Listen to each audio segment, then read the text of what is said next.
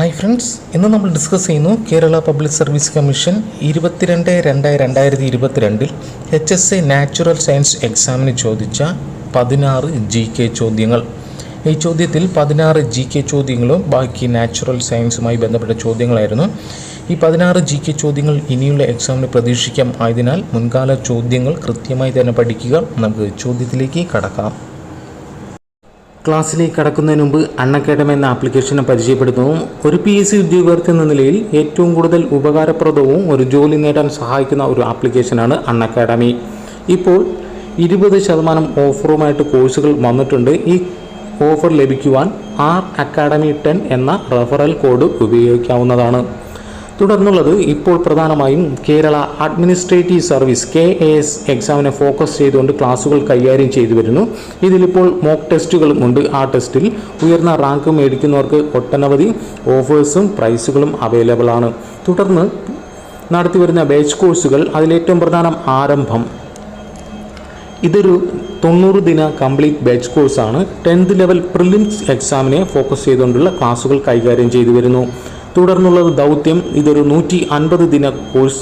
Degree level പ്രിലിംസിനെ focus ചെയ്തുകൊണ്ട് ക്ലാസുകൾ കൈകാര്യം ചെയ്തു വരുന്നു. തുടർന്നുള്ളത് ഉയരെ. ഇതൊരു 180 ദിന ബാച്ച് കോഴ്സാണ്.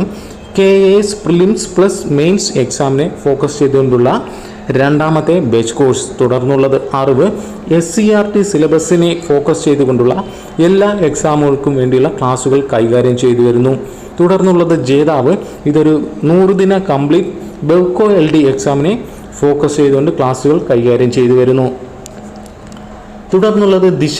ഇതൊരു 12th ലെവൽ മെയിൻ എക്സാമിനെ ഫോക്കസ് ചെയ്തുകൊണ്ടുള്ള റിവിഷൻ ബാച്ച് കോഴ്സ്. തുടർന്നുള്ളത് പ്രയാണം. ഇത് 50 ദിന കംപ്ലീറ്റ് കോഴ്സാണ്. HSA എക്സാമിനെ ഫോക്കസ് ചെയ്തുകൊണ്ട് ക്ലാസുകൾ കൈകാര്യം ചെയ്തു വരുന്നു. തുടർന്നുള്ളത് ഒട്ടനവധി ടെസ്റ്റ് സീരീസാണ്.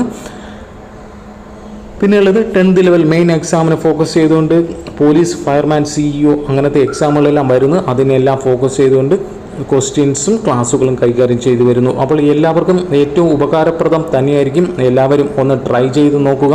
എല്ലാവർക്കും ഒരു ഗവൺമെൻറ് സർവീസ് ലഭിക്കട്ടെ. നമുക്ക് ക്ലാസ്സിലേക്ക് കടക്കാം. ആദ്യ ചോദ്യം, who was the first president of SNDP യോഗം? SNDPയുടെ യോഗത്തിൻ്റെ ആദ്യ പ്രസിഡന്റ് ആരെന്നാണ് ചോദ്യം. ആരാണ്? Option C, Shri Narayana Guru. അപ്പോൾ SNDPയുടെ ആദ്യ പ്രസിഡന്റ് ചോദിച്ചാൽ ശ്രീ നാരായണ ഗുരു. SNDPയുടെ ആജീവാനന്ദ അധ്യക്ഷൻ ചോദിച്ചാലും അതാരാണ്? ശ്രീ നാരായണ ഗുരു. അതും തെറ്റിക്കരുത്.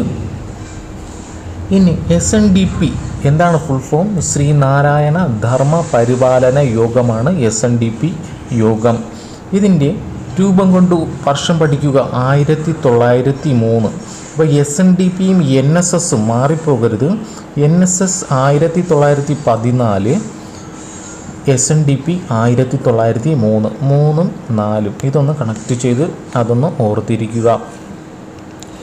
ഇനി ഇവിടെ കുമാരനാശാൻ തന്നിട്ടുള്ളതുകൊണ്ട് കൺഫ്യൂഷൻ തീർച്ചയായും ഉണ്ടാകും. കാരണം SNDPയുടെ ആദ്യ സെക്രട്ടറി ആരെന്ന് ചോദിച്ചാൽ അത് കുമാരനാശാൻ. അപ്പോൾ പ്രസിഡൻറ്റും സെക്രട്ടറിയും മാറിപ്പോകരുത്. അപ്പോൾ സെക്രട്ടറി ആരെന്ന് ചോദിച്ചാൽ കുമാരനാശാൻ. അപ്പോൾ ഷാഫോർ സാ ആ ടോണിൽ ഒന്ന് ഓർക്കുക. അപ്പോൾ സെക്രട്ടറി എന്ന് അതിൽ ഓർക്കുക. അടുത്ത ചോദ്യം, ഹു ഫൗണ്ടഡ് വിദ്യാപോഷിണി സഭ? ക്വസ്റ്റ്യനിൽ മിസ്റ്റേക്ക് ഉണ്ട്. വിദ്യാപാഷിണി എന്നാണ്. വിദ്യാപോഷിണി സഭ. വിദ്യാപോഷിണി ആരാണ്? നമ്മളെ പോഷിപ്പിച്ചു. ആരാണ് പോഷിപ്പിച്ചത്? സഹോദരനാണ് പോഷിപ്പിച്ചത് എന്ന് പഠിക്കുക. അപ്പോൾ സഹോദരൻ അയ്യപ്പൻ. അപ്പോൾ വിദ്യാപോഷിണി ആരാണ്? സഹോദരൻ അയ്യപ്പൻ. വർഷം എന്നാണ് 1917. അപ്പോൾ ഇതും ഇതിലൊന്ന് ഓർത്തിരിക്കുക. ഇനി സഹോദരൻ അയ്യപ്പൻ PSCയുടെ സ്ഥിരം ചോദ്യം തന്നെയാണ്. മിശ്രഭോജനം 1917 ആരംഭിച്ചു. ആരാണ്? സഹോദരൻ അയ്യപ്പൻ. ഇദ്ദേഹത്തെ അറിയപ്പെടുന്ന പുലയൻ അയ്യപ്പൻ അല്ലെങ്കിൽ അയ്യപ്പൻ മാസ്റ്റർ എന്നിങ്ങനെയാണ് ഇദ്ദേഹത്തെ അറിയപ്പെടുന്നത്. വേലക്കാരൻ എന്ന പത്രം സ്ഥാപിച്ചു. ആരാണ്? സഹോദരൻ അയ്യപ്പൻ. അപ്പോൾ വേലക്കാരൻ എന്ന പത്രം ആരുടേതാണ്? സഹോദരൻ അയ്യപ്പൻ. കേരളത്തിലെ ആധുനിക പ്രസംഗ സമ്പ്രദായത്തിൻ്റെ പിതാവ് ആരെന്ന് ചോദിച്ചാൽ അത് സഹോദരൻ അയ്യപ്പൻ. അപ്പോൾ എന്താണ്? കേരളത്തിലെ ആധുനിക പ്രസംഗ സമ്പ്രദായത്തിൻ്റെ പിതാവ് ചോദിച്ചാലും സഹോദരൻ അയ്യപ്പൻ. അടുത്ത ചോദ്യം, which upheaval was held against American model proposed by Shri CP Ramaswamy Iyer. അപ്പോൾ ഏത് അഗിറ്റേഷനാണ് അമേരിക്കൻ മോഡൽ അറബിക്കടലിൽ എന്നതുമായി ബന്ധം ഉള്ളത്? ഏതാണ് നമ്മുടെ ഓപ്ഷൻ എ പുന്നപ്ര വയലാർ സമരം. അപ്പോൾ പുന്നപ്ര വയലാർ സമരം എന്നാണ് ആ വാക്കിൽ തന്നെയുണ്ട്, പ്രാഫോർ 6. അപ്പോൾ 1946 പുന്നപ്ര വയലാർ സമരം. അവിടെ എന്താണ് സംഭവിച്ചത്? തിരുവിതാംകൂറിൽ സർ CP രാമസ്വാമി അയ്യർ, അന്നത്തെ ദിവാനായിരുന്നു അദ്ദേഹം, അമേരിക്കൻ മോഡലിൽ പരിഷ്കാരം ഇവിടെ ആരംഭിക്കാൻ ഇടയായി. അപ്പോൾ അതിനെതിരെ നടന്ന പ്രക്ഷോഭം കൂടിയാണ് ഏത്? പുന്നപ്ര വയലാർ സമരം. അപ്പോൾ അതിനെ അമേരിക്കൻ മോഡൽ അറബിക്കടലിൽ എന്ന ഒരു പ്ലക്കാർഡിലൂടെയാണ് ഇതിനെ നേരിട്ടത്. അടുത്ത ചോദ്യം, who was considered as the grand old men of Kerala? കേരളത്തിൻ്റെ വന്ധ്യവയോധികൻ ആരെന്നാണ് ചോദ്യം. ആരാണ്? Option D KP Kesava Menon. അപ്പോൾ മാതൃഭൂമി പത്രത്തിൻ്റെ സ്ഥാപകനായ 1923 സ്ഥാപിതമായ മാതൃഭൂമി പത്രത്തിൻ്റെ സ്ഥാപകൻ ആരെന്ന് കൂടി ചോദിച്ചാൽ KP കേശവ മേനോൻ. അദ്ദേഹമാണ് കേരളത്തിൻ്റെ വന്ധ്യവയോധികൻ. അടുത്ത ചോദ്യം, name the leader of the renaissance who was ousted from his caste for the reason of attending the Ahmedabad Congress session 1921. 1921 Ahmedabad Congress സമ്മേളനത്തിൽ പങ്കെടുത്ത കേരളത്തിൽ നിന്നുള്ള നവോത്ഥാന നായകൻ എന്ത് കാരണത്താൽ? കാസ്റ്റുമായി ബന്ധപ്പെട്ട കാരണത്താൽ. ആരാണ്? Option C VT Bhattathiripad. അടുത്ത ചോദ്യം, which of the following word has not been written in the preamble of the Indian constitution? തന്നിട്ടുള്ളതിൽ നമ്മുടെ പ്രയാമ്പിൾ ആമുഖത്തിൽ ഇല്ലാത്തതാണ് ചോദിച്ചിട്ടുള്ളത്. Sovereign, socialist, democratic.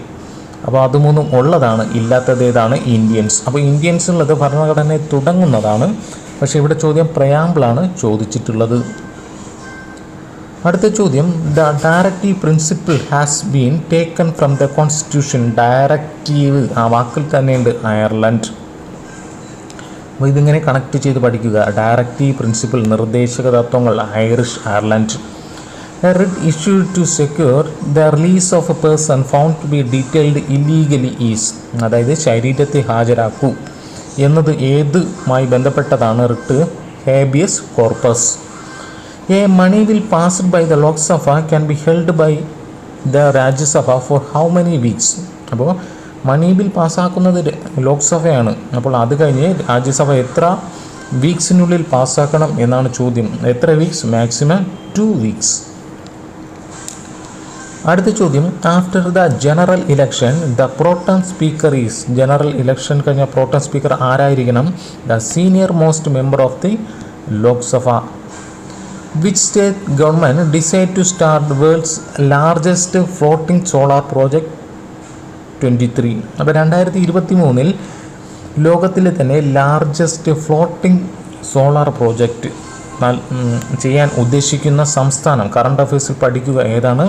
Madhya Pradesh. Justice Hima Kohli has become the first woman chief justice of dash high court. എവിടത്തെയാണ്? Telangana. Which of the first country to approve COVID-19 vaccine of Oxford Astra? Oxford ആസ്ട്രയുടെ COVID-19 approve ചെയ്ത ഏത് രാജ്യത്തിൻ്റെയാണ്? ഏത് രാജ്യത്തിൻ്റെയാണ്? Option B England. അടുത്ത ചോദ്യം,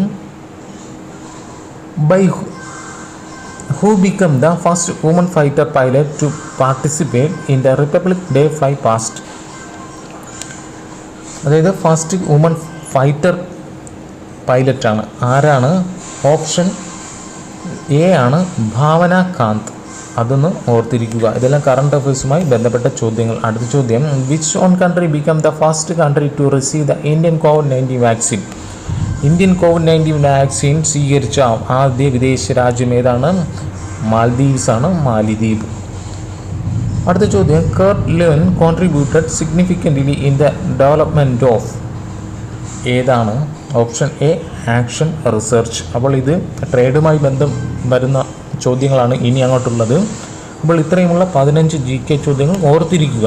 ഇനിയും ചോദ്യത്തിൽ മാറിയും മറിഞ്ഞും വരാം. വീണ്ടും മറ്റൊരു വീഡിയോയിൽ കാണാം. Thank you.